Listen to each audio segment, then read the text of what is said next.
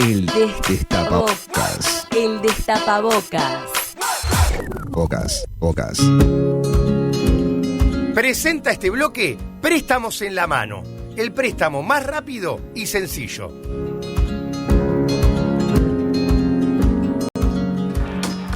Bueno, nos acompaña alguien que tiene muchas vidas para contar, pero hoy viene en esta sección que le dedicamos a los uruguayos que se han destacado por el mundo. Él es Enrique Rodríguez Larreta, tiene 71 años, es doctor en antropología recibido en la Universidad de Estocolmo, especializado en la cultura brasileña y es autor de varios libros sobre el Amazonas. Hizo también proyectos sobre globalización, sobre la cultura brasileña, vivió en China, enseñó en Estocolmo. Entonces, bueno, tenemos mucho para hablar con él. Como decía él recién, tiene varias vidas. Por eso. Muy bien, bueno, sí. En algún sentido, como hay un asunto que dicen, hay una expresión de un antropólogo inglés que dice, habla de las personas traducidas. O sea, que dice que cuando uno vive muchos años fuera de su país, luego siempre de alguna manera es un nacional traducido, ¿no? Como un libro, ¿no? Uh-huh. Entonces, en ese sentido, se puede decir que viví una buena cantidad de años en Estocolmo. En ese aspecto tomé ciertos aspectos de la cultura. Digo, te fuiste obligado porque te fuiste exiliado. Fui exiliado. Otra cosa que hay que decir de las vidas de Enrique es que fue preso político. Estuviste... Primero te secuestraron en Argentina, estuviste en Automotores Orletti cerca de un año y después 6 años acá en el Penal de Libertad. Estuve en el Penal de Libertad 6 años, luego fui a Estocolmo. Te fuiste a Suecia como muchos uruguayos. Claro, como muchos uruguayos. Antes de todo esto, ¿vos habías arrancado tu vida académica acá en Uruguay? No, en los comienzos en la Facultad de Derecho, pero muy en los comienzos, sí. Porque era un muchacho joven.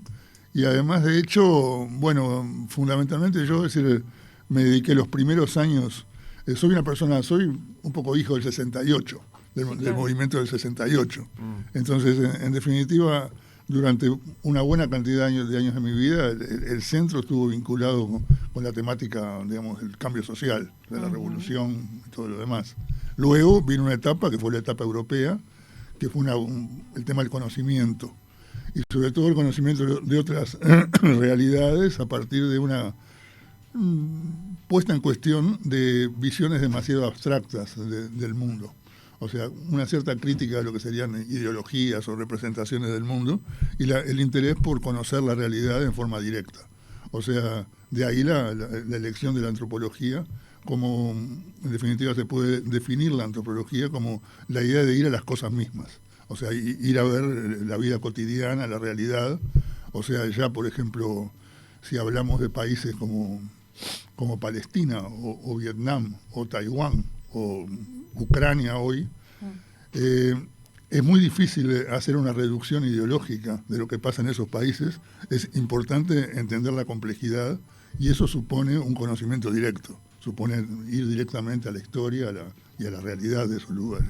Entonces, esa fue mi inclinación hacia la antropología o hacia las ciencias sociales vistas desde esa perspectiva. Entonces, vos estudiaste hasta ser doctor en antropología en Estocolmo, Suecia. Hice un doctorado en antropología, de ahí se derivó un libro que está publicado en inglés, que se llama Oro es ilusión. Es una investigación sobre los garimpeiros, sobre los buscadores de oro en el Amazonas. Ah, sí, claro, los garimpeiros. Los garimpeiros. Yo viví 1 año y medio en el Amazonas. Ahí va, esa experiencia, ¿cómo fue?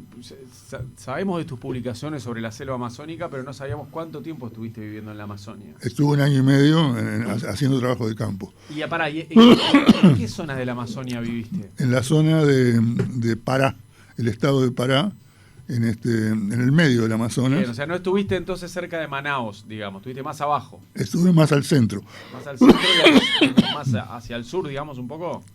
Bueno, el trabajo de campo fue cerca de un lugar que se llama Itaituba. Uh-huh. ¿Y eso que es un pueblo? Es una pequeña ciudad, pero yo viví en el interior, que se llega con avioneta.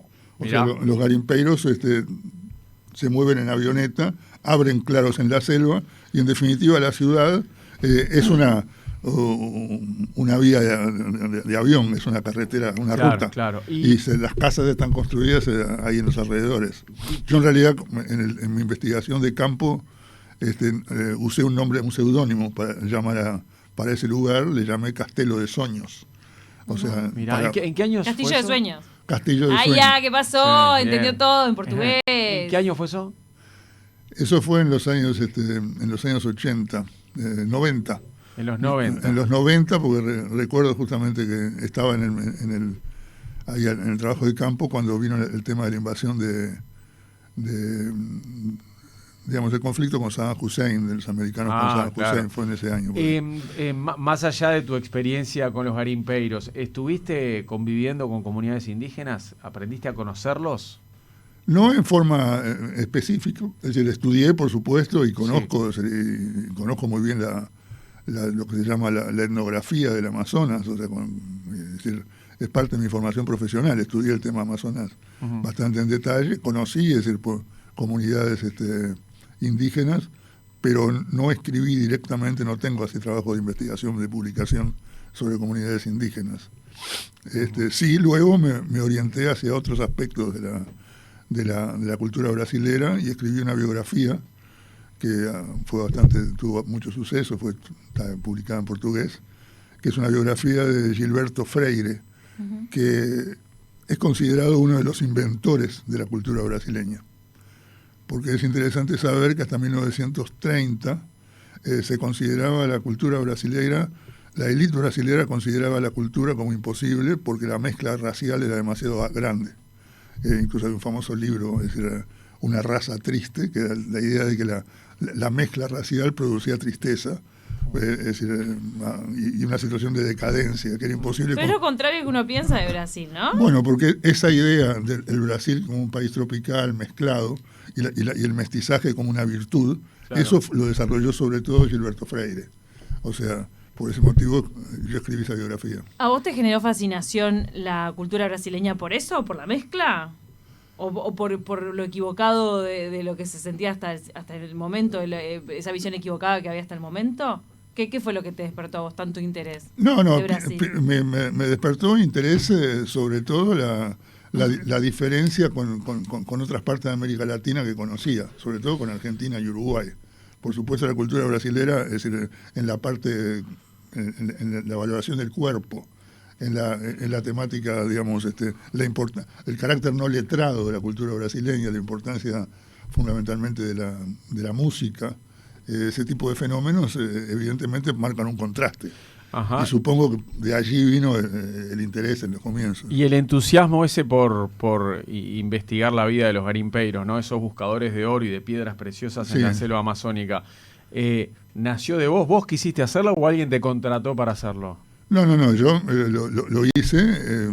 Primero hice una investigación sobre el Amazonas, viajé muchísimo por todos los ríos del Amazonas y elegí ese tema de investigación porque me pareció que era un tema interesante como tema, si querés, límite, un tema de frontera. O sea, el Amazonas es una de las últimas fronteras del mundo.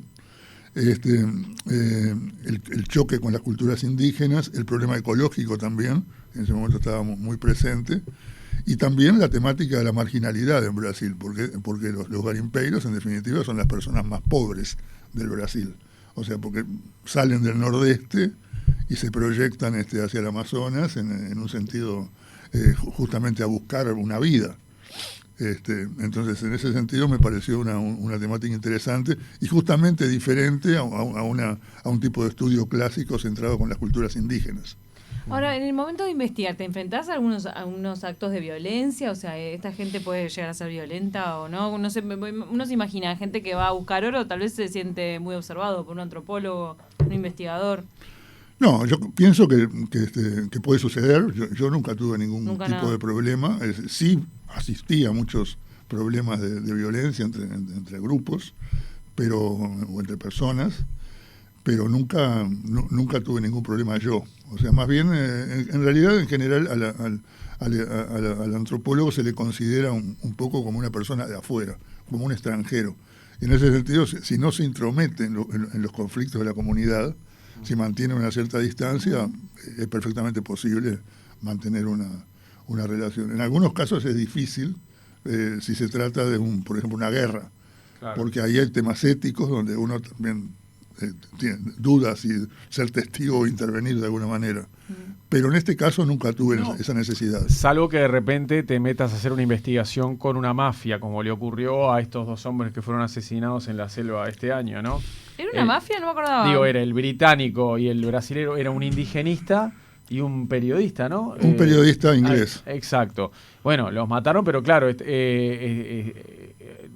ya les habían advertido que se iban a mover en una zona donde operaban algunas mafias, ¿no? Dentro de la selva y que los podían asesinar y de hecho, bueno, los mataron, ¿no? No, puede pasar. Pasa que capaz que eso empeoró con el paso de los años. No, es otra zona.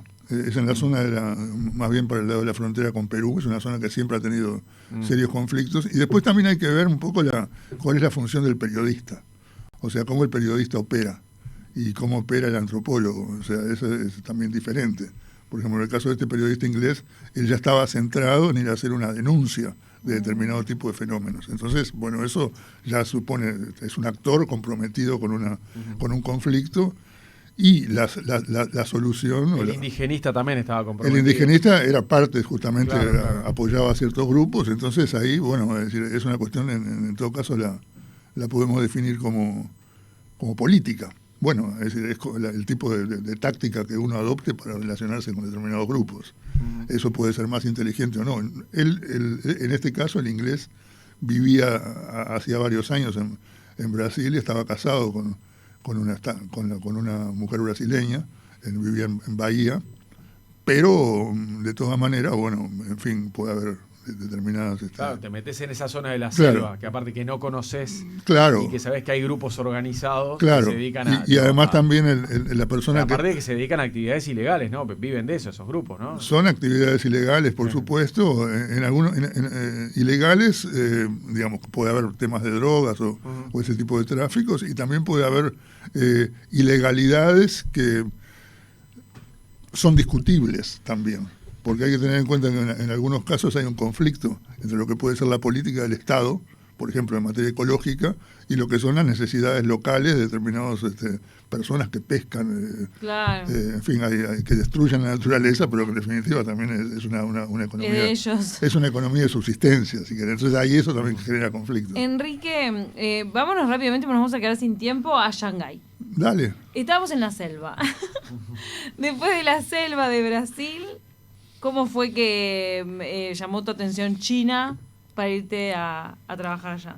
Bueno, la razón fue que me interesó justamente hacer una investigación sobre las percepciones de la globalización en distintos estados nacionales. Cómo, por ejemplo, se veía el tema de la globalización en Brasil y cómo se veía, es decir, en China, a través sobre todo, en principio, de sectores un poco de élite, intelectuales, artistas, ese tipo de grupos. Entonces, las primeras veces que estuve en China fue justamente para hacer una investigación sobre ese tema. ¿Qué años? Bueno, hace 12 años, no sé. ¿Hace 12 años? Sí, más o menos. ¿Y entrevistaste a artistas? Entrevisté artistas, entrevisté sociólogos, intelectuales, o sea... ¿Y hay unos que están mirando al mundo y hay otros que no? Arquitectos. No, es decir, yo pienso que justamente ese es uno de los problemas centrales que están en discusión en relación con China. En China, claramente, ¿por qué? Porque China es las antípodas nuestras. O sea, entonces cuando hay antípodas, es decir, algo que están en un extremo opuesto. Fíjate que, bueno, el centro de la Tierra, si es un agujero, llegas a China, es lo que se dice en general. Supuestamente llegamos a Corea. Pero bueno, llegas a Corea, pero Santiago de Chile llega a Xi'an, es realmente la antípoda. Sí.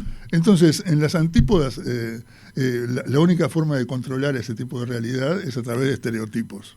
Se tiende a armar estereotipos. Entonces, eso vale para cualquier cultura nacional, vale para Rusia, Ucrania, vale para China, vale para Uruguay, Argentina, lo que sea. No, a mí lo eso funciona así. Es correcto lo que vos decís, a mí me da la sensación, tuve la oportunidad de visitar como turista el sudeste asiático, y lo que me pareció es que nosotros acá en Sudamérica miramos mucho a Estados Unidos y a Europa, y estamos empapadísimos de eso, porque algunos tenemos raíces europeas o no, y como que esa hegemonía, viste, cultural viene de ahí, que la que vivimos nosotros acá. Pero allá es un universo gigantesco con un montón de riqueza también, riqueza cultural, económica, financiera, todo lo que quieras, y lo tenemos demasiado lejos y vivimos de los prejuicios en base a ellos. O sea, bueno, como ideas, que los por vemos ejemplo, desde el prejuicio. No, justamente los prejuicios son quizás necesarios, los estereotipos, en una primera etapa. Por ejemplo, es el famoso cuento del taximetrista, la persona que llegó a Shanghái en un taxi, el periodista, y le preguntó al taximetrista qué estaba pasando ahí, llegó al hotel y escribió una nota. O sea, esa es la primera etapa. La segunda etapa es justamente la particularidad. O sea, estás más tiempo en un lugar y reconoces la singularidad, exacto, la complejidad. Claro. Y una tercera etapa, que es muy, muy importante, es que también el conocimiento de esa realidad específica coloca en cuestión tu propia identidad. También te preguntás quién sos vos. ¿Vos llegaste a esa tercera etapa? Yo creo que se pasa por esa etapa de alguna manera. Incluso en el caso de la antropología se habla de volverse nativo. Hay gente que de alguna manera... Mirá vos. Porque tuviste muchos años. ¿Cuántos años en China? Bueno, no, muchos. O sea, y además de alguna forma... O sea, te quedaste ahí. Pero hiciste cosas aparte que te metieron en esa sociedad. Por ejemplo, dirigiste un centro cultural, claro, en Shanghái. Sí, un centro de investigaciones en la universidad. Claro, no es que formaste parte, diste una mano, lo dirigiste. Claro. No, y trabajé justamente con colegas chinos, con alumnos, estudiantes. Diste clases en Beijing, ¿verdad? No, en Shanghái. En Shanghái también, ahí va. Fui profesor, es una de las mejores universidades de China. ¿Ahí la daba clases en inglés? Inglés con asistentes bien, chinos. ¿Llegaste a ir a la capital? ¿Estuviste viviendo algún tiempo en Beijing, en la capital, o no? Viví en Beijing. En Beijing también. Bien. ¿Y esa experiencia cómo resultó en comparación con Shanghái?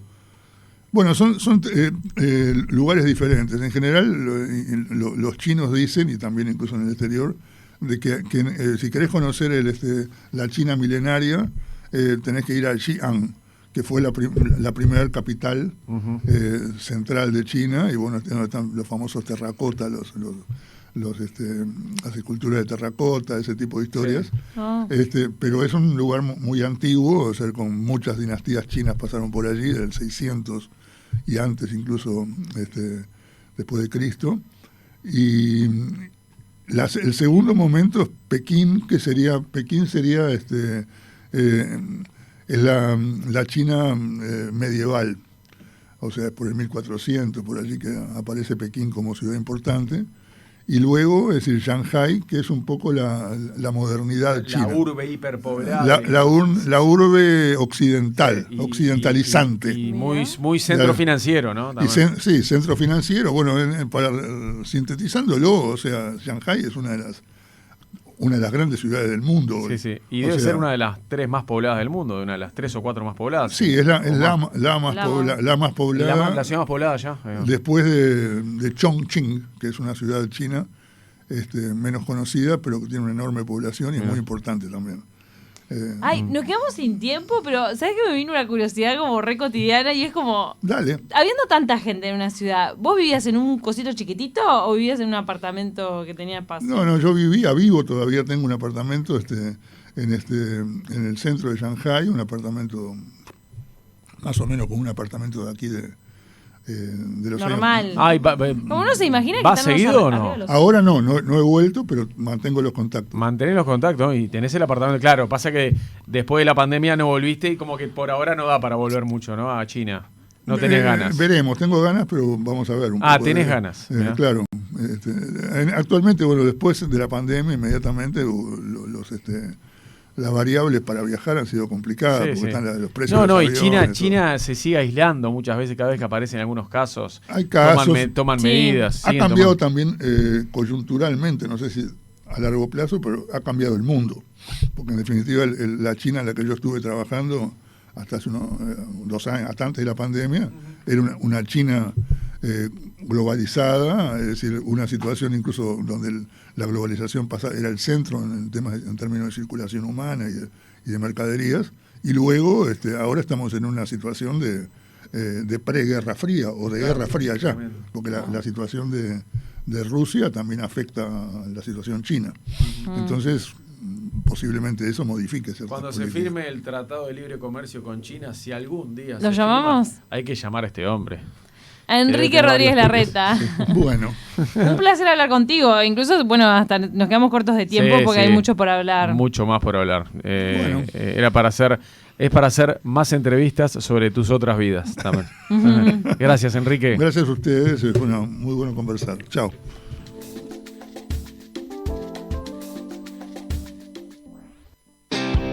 El Destapabocas. Tapabocas.